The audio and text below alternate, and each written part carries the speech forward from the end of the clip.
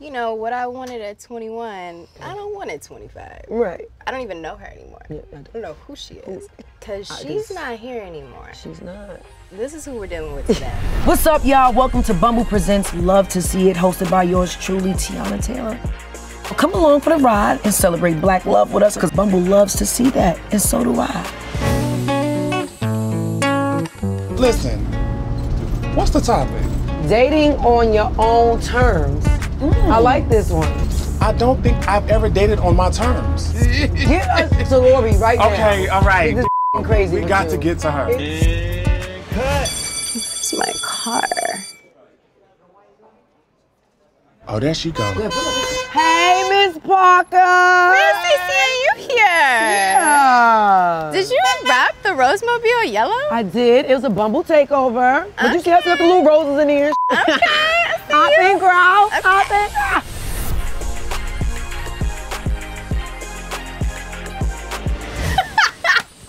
That's right. That's right. Oh my God. So, all right. So we getting straight to it. Okay. Okay. Got my little Bumble cue card. I'm dead.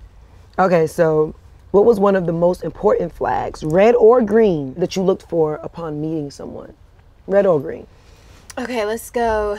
Green, I would say just like transparency and like openness, communication, not trying to beat around the bush or act like you want something that you maybe really don't. Right. You know what I mean? Like really you got 20 other people that you're entertaining. Like it's like, you know, just be open and honest about what it is, what you're doing, because then I feel like that gives you an opportunity to make a conscious decision about what you want to do. Right, because we might be on the same wave. Yeah.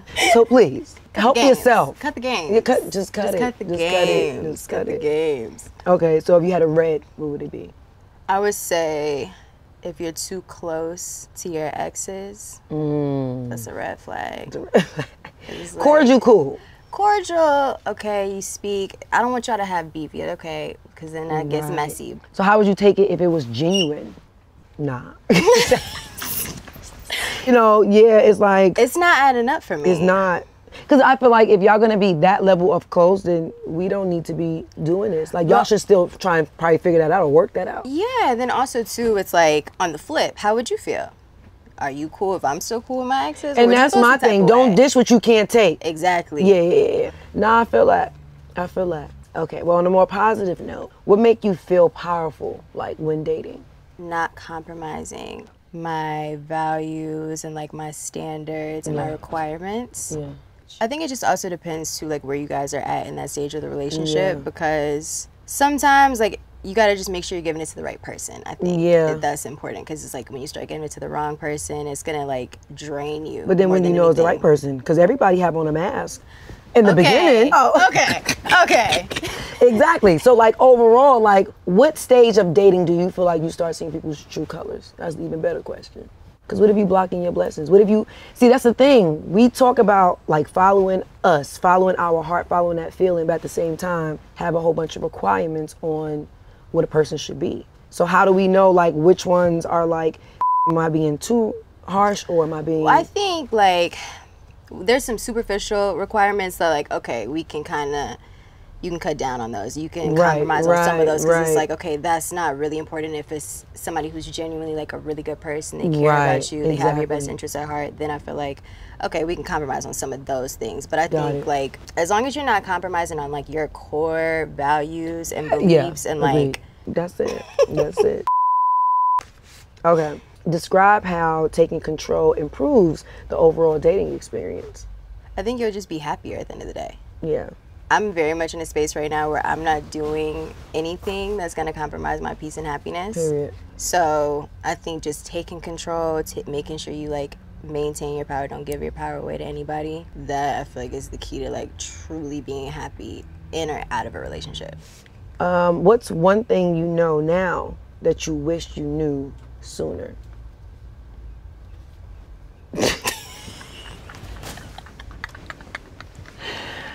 I ain't doing this with you. Chill. You know.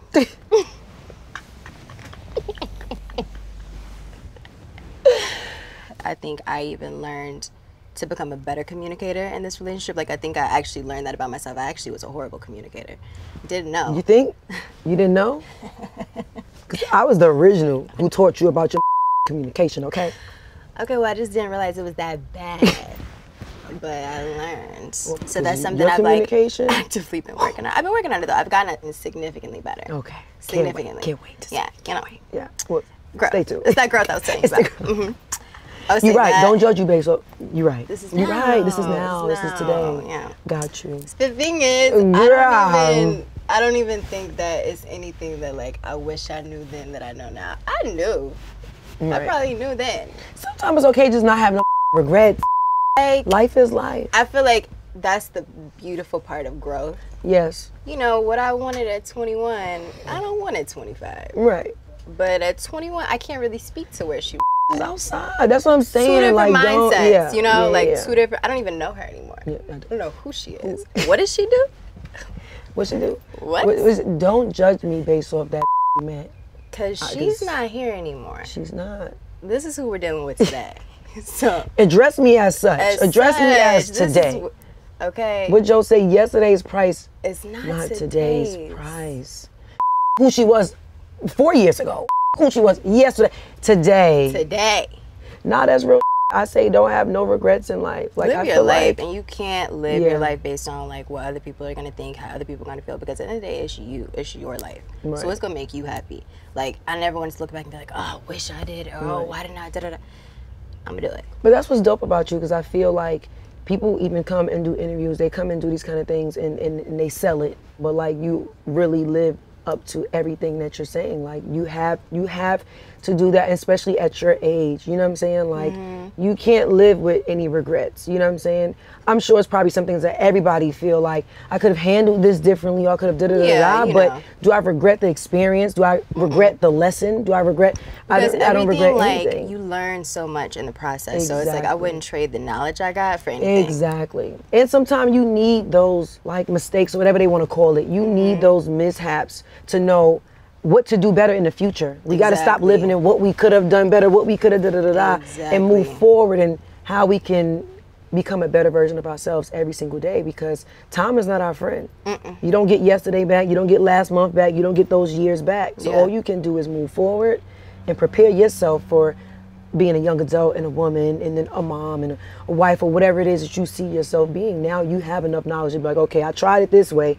This didn't work. Still don't regret it though. You know, we have deep conversations. So it's like, even when we talk, it's always from a perspective of woman to woman. Not telling you what you should do, how you should do it, especially because we're two different ages. But it's just like, yo. But it's just like sharing that experience to me, like, yo, this is what I went through, this is how this played out. It's so, a like, dirty just game. So you know what's up. Yeah, exactly. You know, and I think that you are an amazing young woman, and you are dating and living on your terms as you should, you know, and continue to do that and have fun.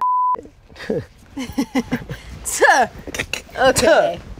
I'm a cup of tea though, because you run too fast, might burn you. Okay? And that's the truth. Sip with caution. No, real.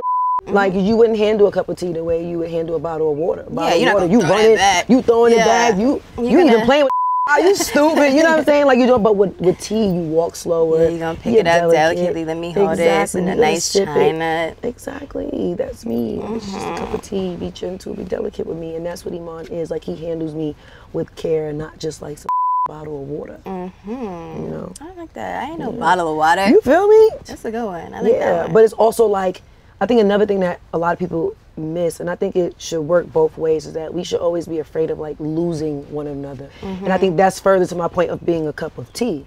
Whereas like if you sip too fast, you doing too much, you mishandling that cup of tea, you will get burned. You know what I'm saying? And not on some like disloyal type, just like it's gonna hurt you. You're missing out on your blessings. Really, right, exactly. You're not handling it how you need to be handling it. Yeah, you get a little pinch of hell. It's hot, right? Little pinch of hell. It burned, didn't it? Okay, I told you. Don't touch that. Said sip with caution. I told you. Listen. I told you. Just listen. But I think that should work all across the board. When dating and business relationships, whatever, friendships, whatever, like we should all handle each other with, you know, caution and care and respect. So we do have some Bumble users to talk to. Well, Bumble guests. Okay, cute. Real quick question. Give some tips and tricks. Yo, pull up your Bumble profile because I got a question. Do you keep it a bean on your profile? Do you feel like it's the most authentic representation of you today? Do your interest badge match what you're into right now or what you were into 5 years ago? Is all of your photos from this year or yesteryear? We evolve, baby, and your profile should too. If you answer no to any of the above questions, it is time for a refresh, baby. So get into it and make that move so you can make the first move.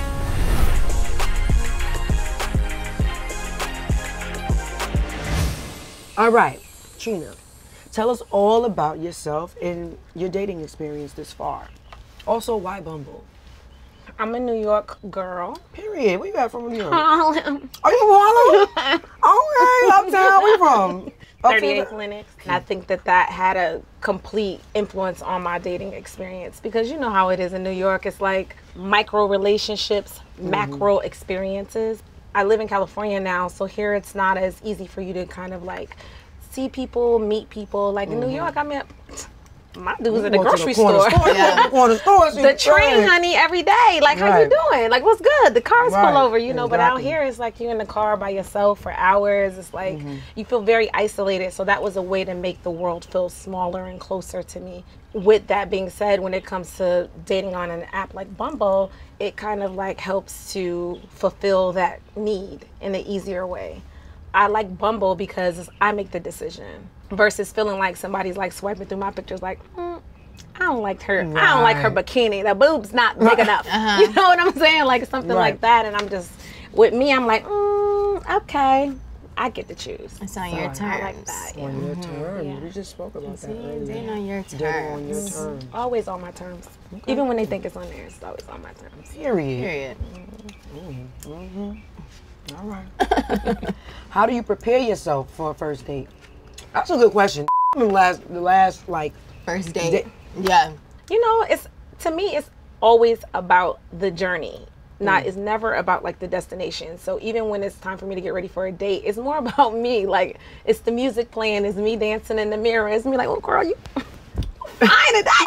You gotta start feeling yourself, you gotta hype yourself up. You know what I'm saying? That's more so where it happens for me. But you know, when I get there, I'm traditionally always myself. I'm not really a shy person. I don't cower, so I come in with a kind of a presence. So that New York, you demand the room. Yeah, as you should. And it's like all 5'2" of me demands the room. You know what I mean? Yeah. But when I see something I like, I kind of like I'm on it, and then if I don't, I'm off it. Yeah, it's like just automatic. Like it's a hard stop.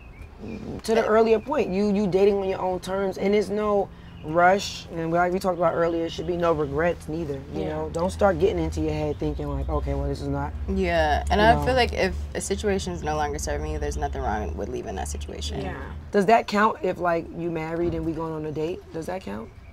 Cause like when we go on dates, when me and my family do get to go on dates, I do the married thing. Like I want to look good because I never get to like. It still look counts. good. It's just not your first date. When you're going someplace totally different that y'all never been before, that's your first date. You can look at it like that. This is your first time going to I'm places. A comfort person. I would just want to go to Del Frisco's every single day. Don't take me nowhere new. I don't want to try octopus. I don't want to try nothing that I just. You're not even going to try like a little oyster? No, absolutely not. Charboiled? Absolutely not. All right, what's your question? Does dating get sexier with maturity? Absolutely. Absolutely. Absolutely. How so? It's something different when you pull up on the scene and you actually know who you are because you're just way more comfortable. You don't feel like you have to shape depending on the room or the people that you're around. You're not afraid to really state your opinions about things. I think it's just way more easier. You're more comfortable with yourself and you can automatically like pick up on things like nonverbal communication way easier. And I think that one of the things with women and maturity, that's what you start to really like, oh, that voice, that's really my intuition. That's really me telling me to like listen to myself. Yeah. You know what I mean? I love that. I feel like you reached that point. I think, you know. Like, what is maturity? Like, no, for real. It's like, at what age? Yeah. You know? I think it's all relative. I think it depends on where you're at. I think definitely where I'm at now, it's definitely sexier. Yeah. Because I think I'm just more mature. I know what I want.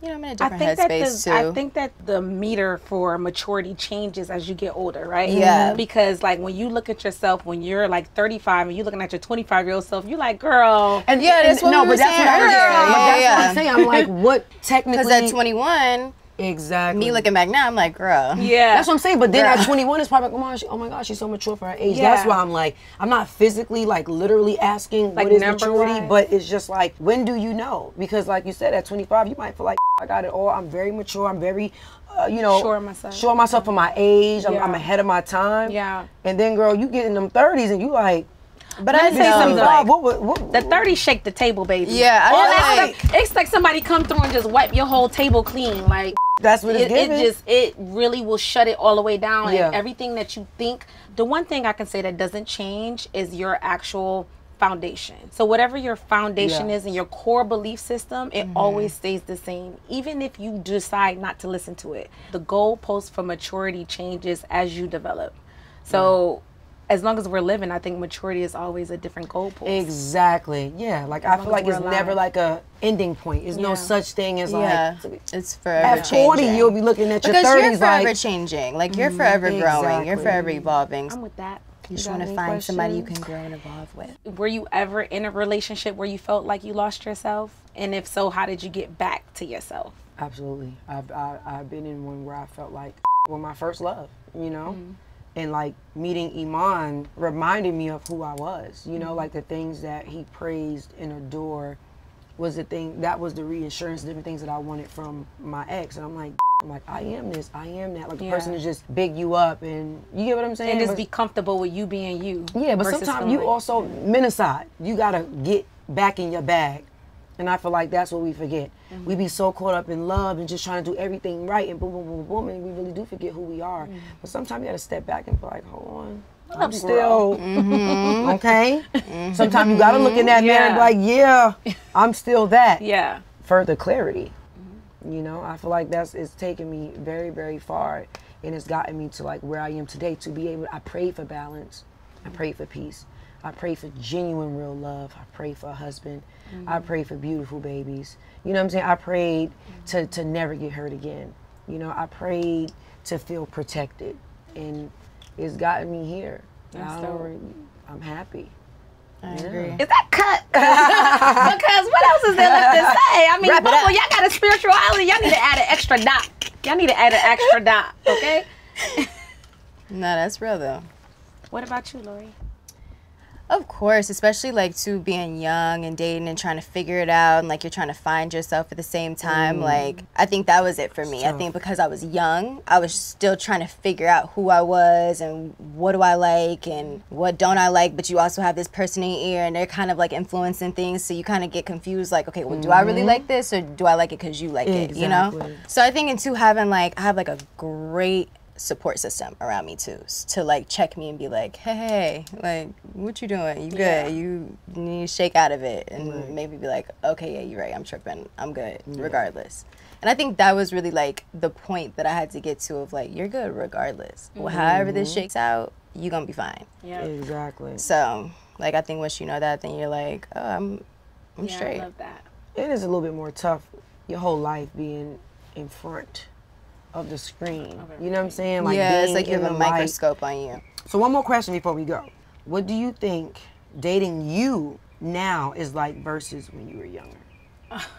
You want me to call somebody and have them answer I mean, you got a strong personality, so I want to know, like, I'm eager because you're actually very smart, like, you're a strong woman. Like, I want to know, like. I think dating me now versus when I was younger, I'm a lot softer, believe it or not. You know how it is. I can believe that, yeah. Because I'm very close with my brother. I've always been feminine, but I had a masculine energy that I didn't understand how to. Just Harlem, period. Yeah, I didn't understand how to really like embrace him, the him side of myself with her. I would think that being like resting in my femininity would equate to me being weak. And so what I know to be true now, as a grown woman, that's my superpower. Right. So I'm okay with, go ahead and do all the things a man is supposed to do. You're supposed to do that. I'm gonna give you a little bit of, not a damsel in distress, but I'll give you a little bit of she. Right. You know, and let your masculinity side, like put that on a pedestal and let that be the highlight. And I can say that's what the genuine difference is. Particularly, I'm speaking about black men have a lot of just onus on them and no one to really just uplift them. So I've learned to come with a more loving approach a more empowering approach, and I can say that's what the biggest difference is. Nice. Period. What about you, girl? Well, you are your younger. Lori's so young child. She reincarnated.